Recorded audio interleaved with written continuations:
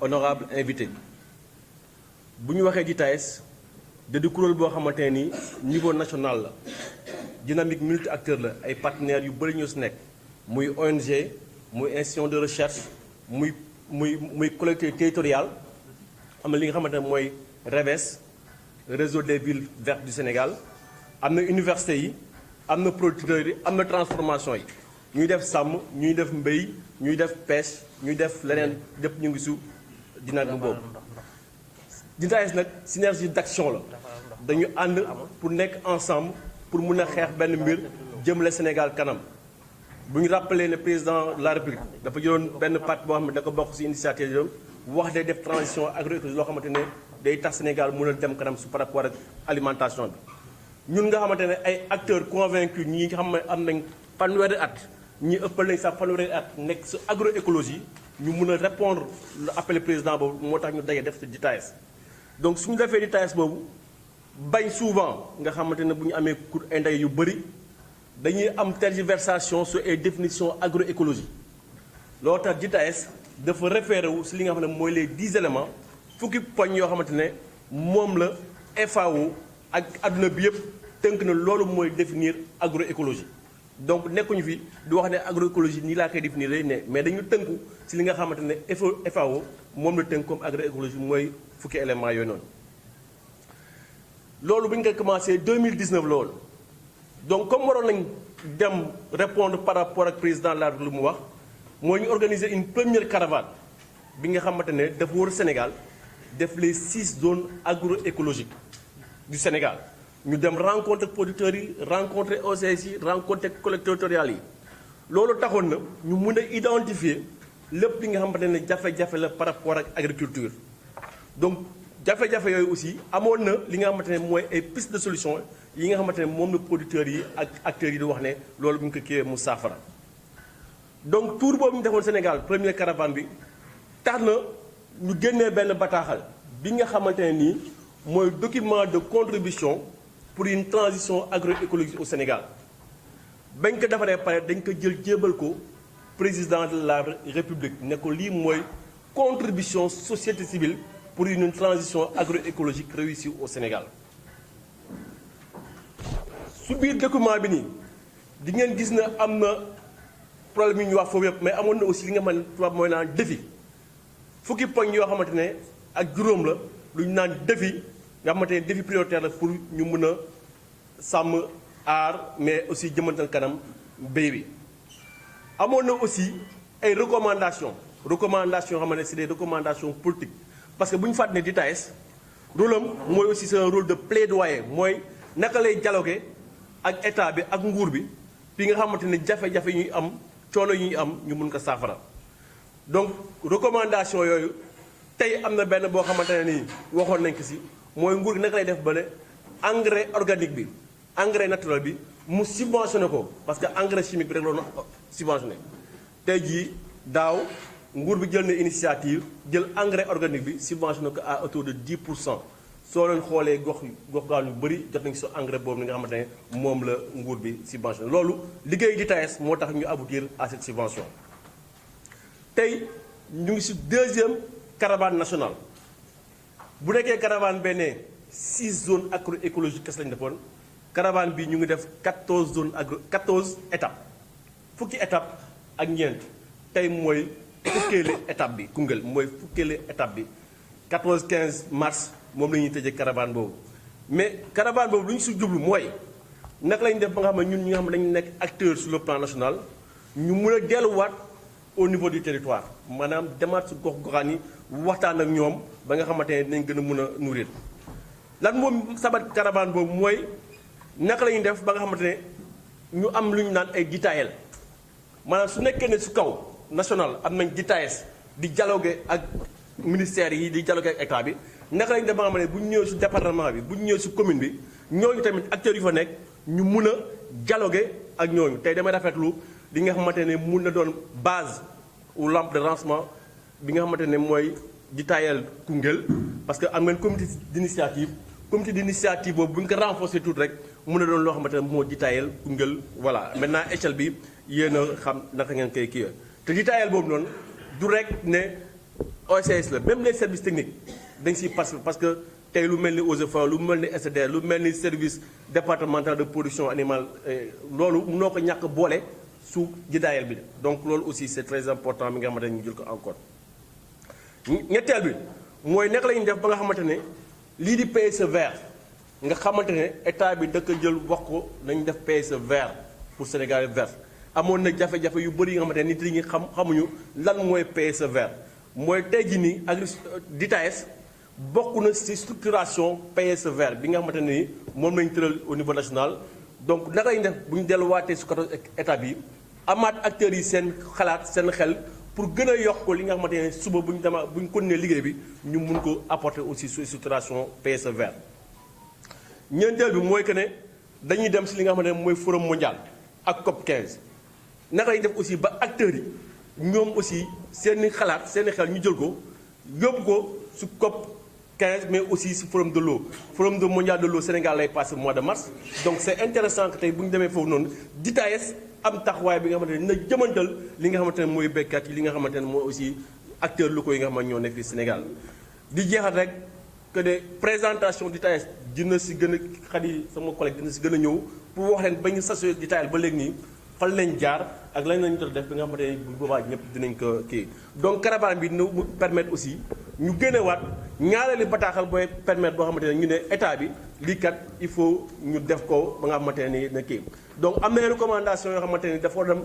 bu nekkoon na amoon na si document bi mais dañu war a dem si ay recommandations yoo xamante ne ñoo gën a opérationnel maanaam tey jii nii am na engrais organique ñu def ko si service technique yi mais am na ba léegi may wax nii yenn service technique yoo xamante ne engrais organique baa ngi fa parce que béykat yi ou bien ONG yi ils sont pas au courant que engrais bi disponible na donc y a un problème de communication bi nga xamante ne yegsiwul su béykat yi yegsi su OCS yi donc loolu tey dina tax atelier bii nii ñu gën a am des recommandations opérationnelles par rapport ak recommandations yoo xam ne mooy ñu defal sur le national di jeexal rek di remercier monsieur le maire di remercier aussi les organisateurs SYCODEV ENDA ECOPOL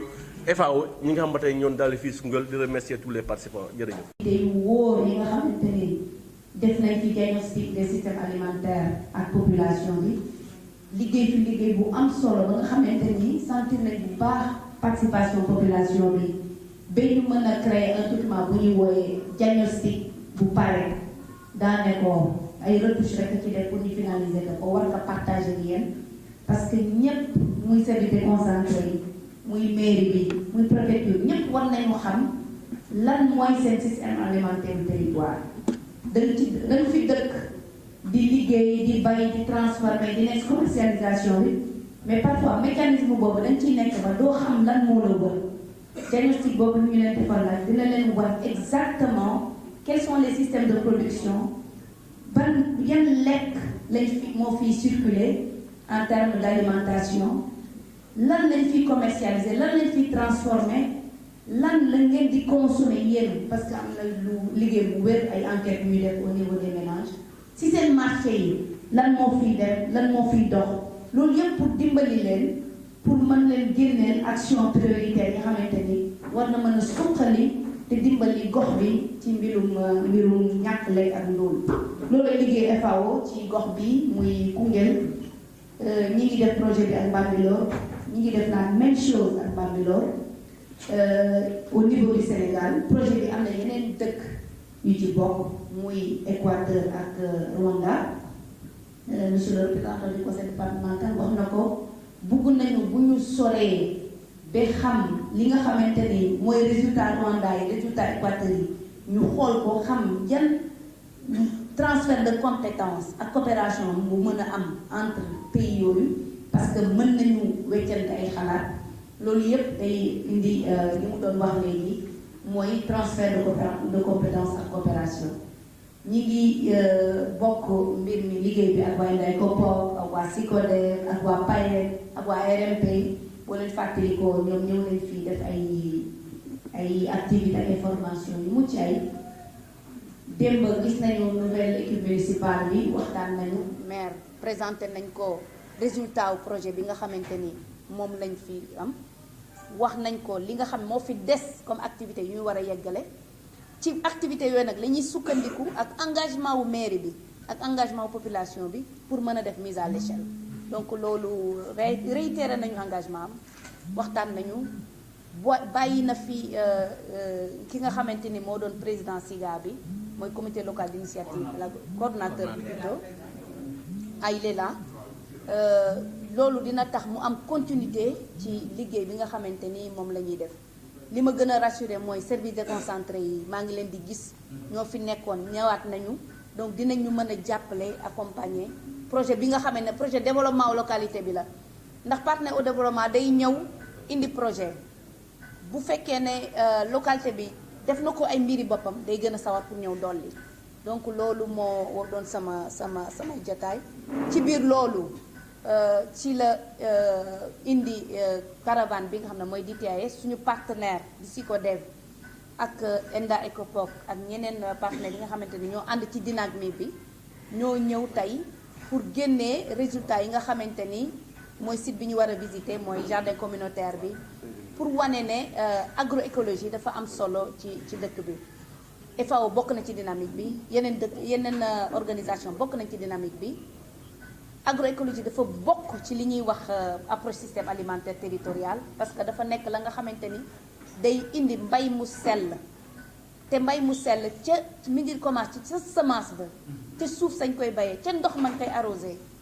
ba pare nag ñuy doog a topp nag lépp li nga xamante ni mooy chaîne de valeur bi ba keroog nga koy dugal ci sa biir ni nga koy dugalee sa biir demal ñu ngi si doon waxtaan ni nga koy conserver distribution bi transport loolu yépp dafa am solo ndax FAO si statistiques yi dañu rendre compte ne dëkk yi am problème mu santé yu bari ci lekk lay jóge donc plus nit ñi di impliqué wu ci mbirum lekk ak nuñ koy bayee ba mu sell ak nuñ koy dugalee seen biir loolu yépp dafay am solo ci développement wu réew maa ngi vraiment remercier monsieur le maire pour présence am. ñu ngi wër fukki zone ak ñeent ci Sénégal ñu tànn ci Bambilor ak Koungheul ñu ñëw fii mën a gis li acteurs yi di def mën a wax ak acteurs yi ba nga xam ni li ñu fiy jëlee tey mu am njëriñ ci wàllum mbay mu sell ci wàllum agroécologie di fàttali juste que ni mbirum lekk dafa nekk lu am solo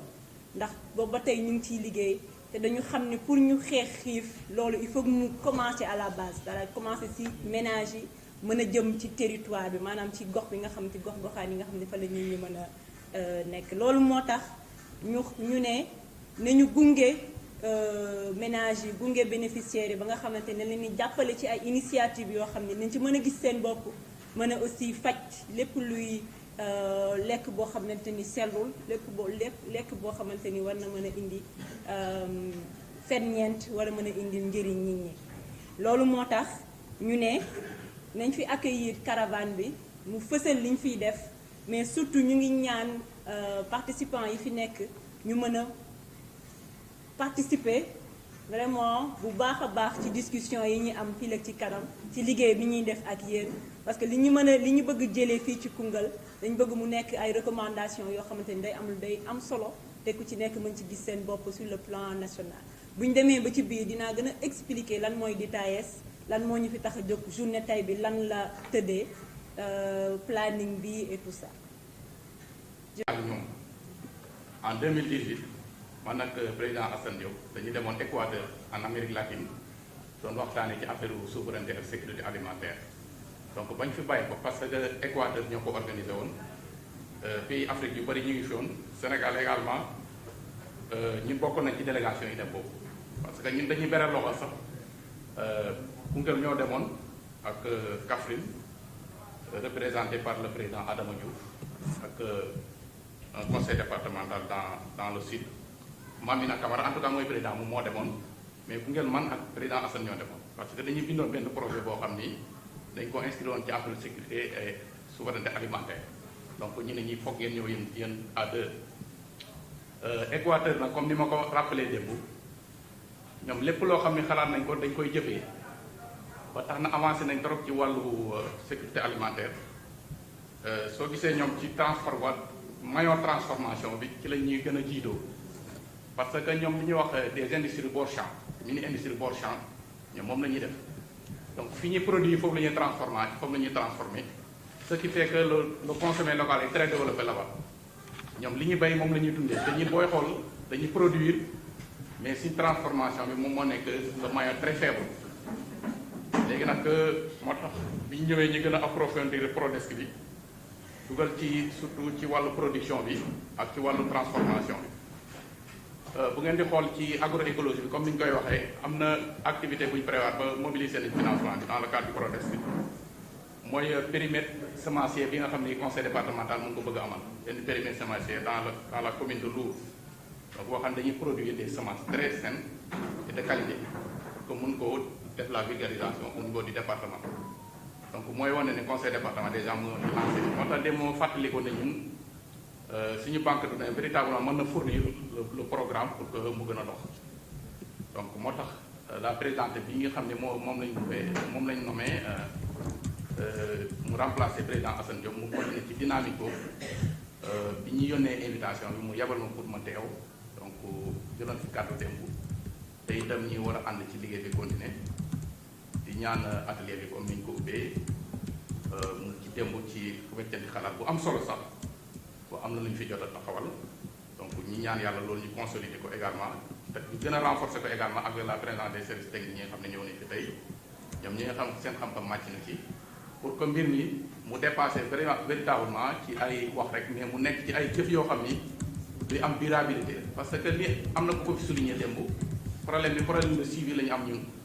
maanaam mun nañuy bind lu bari mun nañuy def également mais bu après projet donc problème pérennisation yooyu dañ koy am mais dispositif bi ñu fi gis ak engagement bi ñu fi gis yaakaar nañ ne partenaires bu ñu accompagner bu ñu fi ñëwaatee ëllëg post projet bu ñu fi ñëwee dinañ gis ne mbir mi taxaw na mbir mi continué na donc conseil départemental ñu ngi fii ak suñu disponibilité également lépp loo xam ne ay données yu ñu soxla la wala suñu engagement donc incha allah rabi dinañ ko matale bu soobee yàlla di leen gërëm di leen sant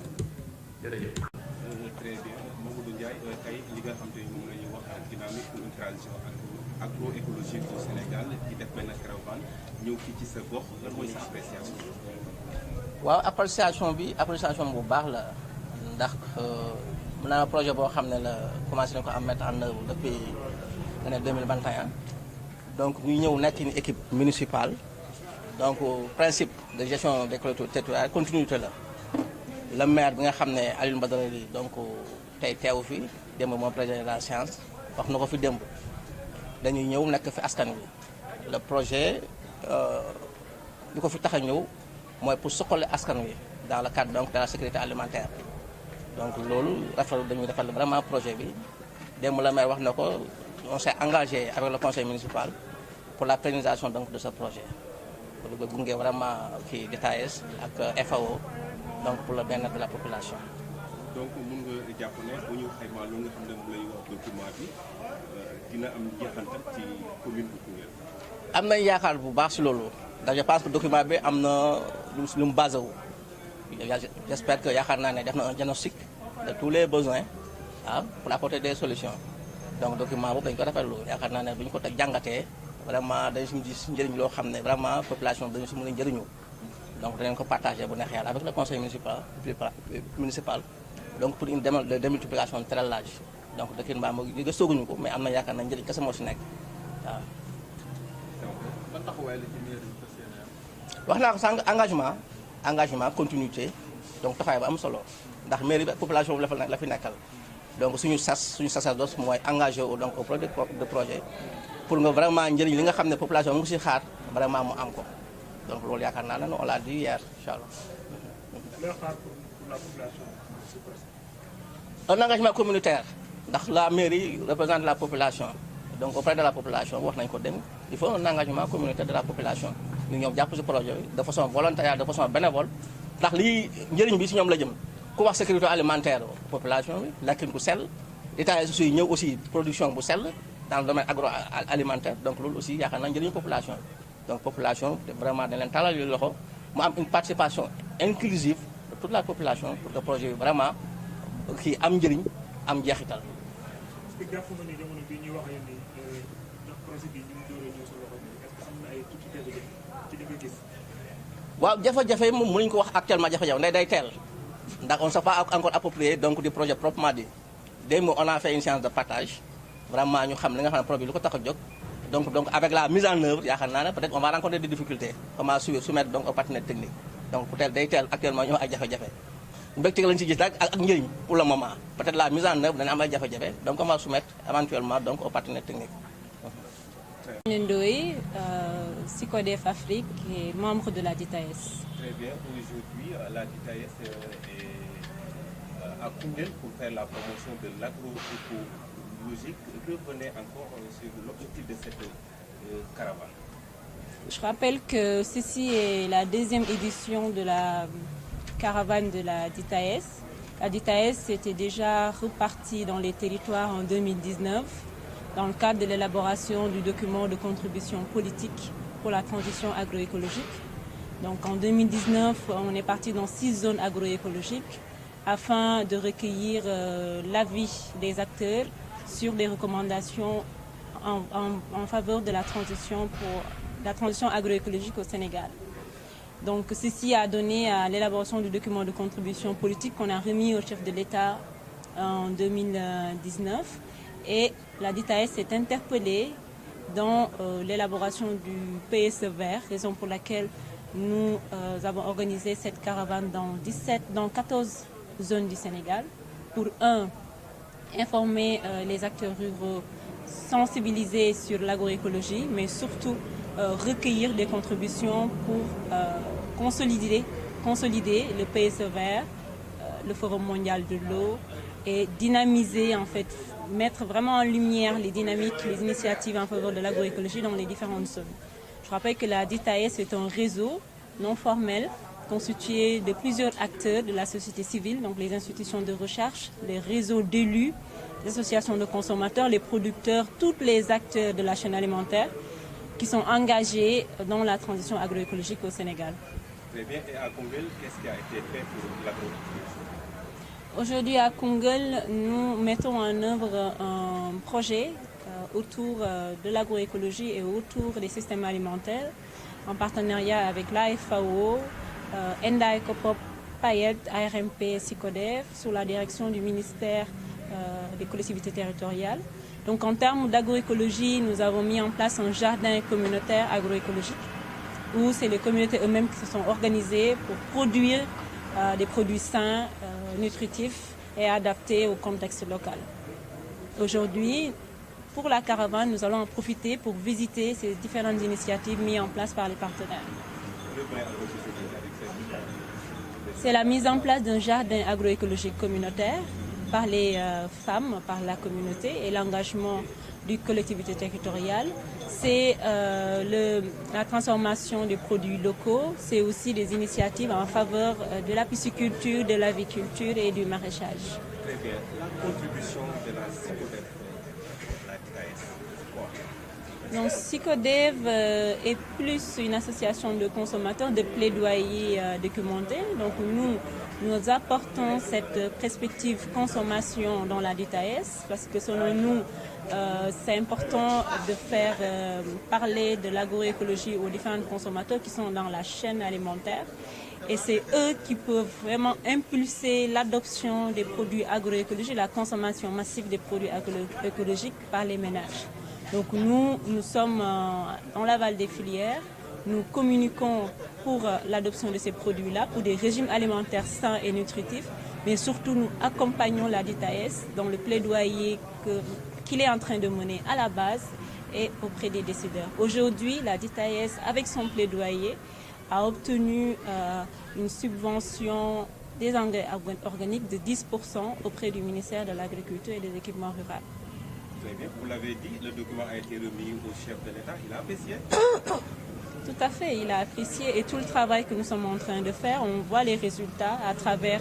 la mise en place des 10% l'adoption de 10% des budgets affectés maintenant aux engrais organiques. Ce résultat-là a été obtenu grâce au plaidoyer fait par la DITAES. Et après cette étape de Koungheul, c'est où? Actuellement, l'étape de Koungheul constitue la 10e étape de la caravane. Donc en parallèle, les autres équipes sont à Bignona et ils poursuivent la caravane. Et nous allons terminer le 12 mars au niveau de Bambey. Et qu'au niveau local, les côtés territoriaux soient impliqués dans cette transition. Parce que c'est eux les véritables acteurs. C'est eux qui sont dans les systèmes de production. C'est eux qui sont plus proches du secteur de l'agriculture. Nous nous sommes rendus compte qu'au niveau territorial, les mairies, les municipalités doivent être bien imprégnées dans cette dynamique. Le document qui a été distribué tout à l'heure est un document qui a été donné à tous les partenaires. Et l'étape est une étape surtout de visibilité, de sensibilisation et d'information au niveau des collectivités territoriales. C'est pour ça qu'à l'instar de Bambelor, qui a été la première étape, qui est une zone d'intervention du projet, nous avons retenu opportun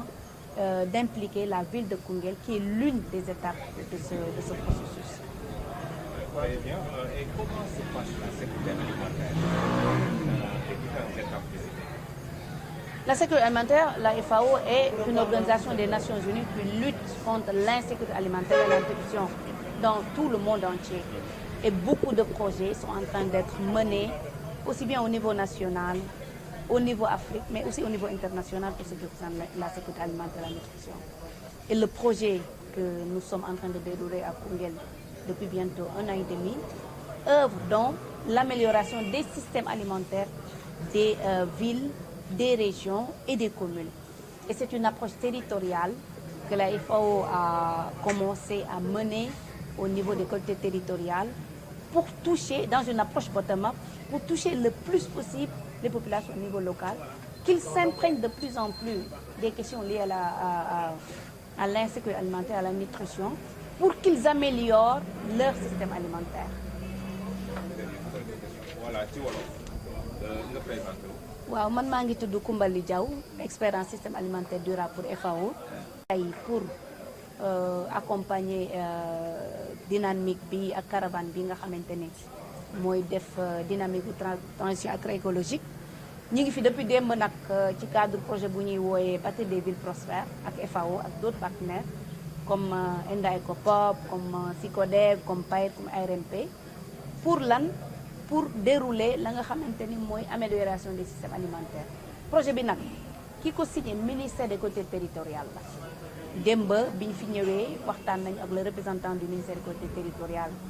mi nga xam ne dafa mujj ñibbi ndax pour une urgence. Rencontrer équipe nouvelle équipe municipale bi jox leen résultats yi ñu am bëgg nag liggéey ak ñoom yan perspective la ñuy def pour continuer projet bi. Heureusement ils nous ont réitéré leur engagement ci projet bi bëgg ànd ak ñun continuer liggéey ci projet bi. étape bu tey bi nag mooy accueillir caravane bi nga xamante ni dafay nekk ci dynamique agroécologie. Agroécologie nag lépp xam ci traduction bu yomb rek mooy mbay mu sell. FAO looloo ko tax a jóg. looloo tax muy liggéey am na programme yu mag ya nga xamante ne ñu ngi koy dérouler dans les zones agroécologiques du Sénégal te ñu ngi koy def aussi dans beaucoup de pays d'Afrique et aussi du monde. looloo waraloon tey caravane bi ñu bokk ci parce que état bu Koungheul intéresse nañu parce que ñun dañu am projet bu ñu def ak Koungheul ba nga xamante ne am na ay cas de bonne pratique yu fi am ba pare mu ñu ne rafet nañu wane ko mooy jardin communautaire bi SICODEV doon wax léegi